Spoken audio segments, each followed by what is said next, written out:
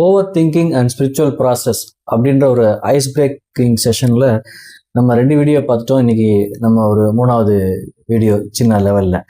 அதாவது நீங்கள் last time நம்ம பார்க்கும்போது நீங்கள் தொடர்ந்து கடைசியாக போயிடுற டெஸ்டினியை பற்றி யோசனை பண்ணாமல் நெக்ஸ்ட் இமீடியட் ஸ்டெப் அப்படின்றத பற்றி மட்டும் நம்ம யோசனை பண்ணுவோம். எதிர்காலம் ஒரு மாயை அப்படின்னு நம்ம பேசிகிட்டு இருந்தோம்.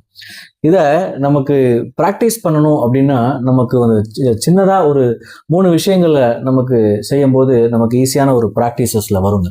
அதாவது உணருங்கள், அக்னாலேஜ் பண்ணணும் நம்ம. அதாவது என் மனம் இப்போது ஒரு மோசமான எதிர்காலத்தை வந்து ஒரு கற்பனையாக கணித்து கொண்டே இருக்கிறது என்பதை நீங்கள் முதல்ல உணரணும்.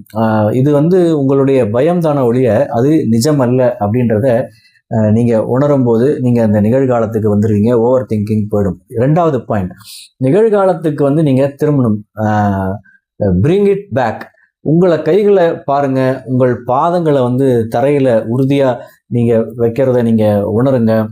மூச்சை ஆழமாக இழுத்து விடுங்க. உங்களுடைய கவனத்தை உடல் ரீதியாக இந்த நொடிக்கு நீங்கள் கொண்டு வரும்போது நீங்கள் ப்ரெசண்ட்டுக்கு நீங்கள் வந்துடுவீங்க. அதே போல் இந்த கேள்விகளை நீங்கள் கேளுங்க. Ask the questions. அதாவது இந்த நொடியில் என் கட்டுப்பாட்டில் உள்ள ஒரு விஷயம் என்ன அப்படின்றத நீங்கள் உங்கள்கிட்ட கேளுங்க.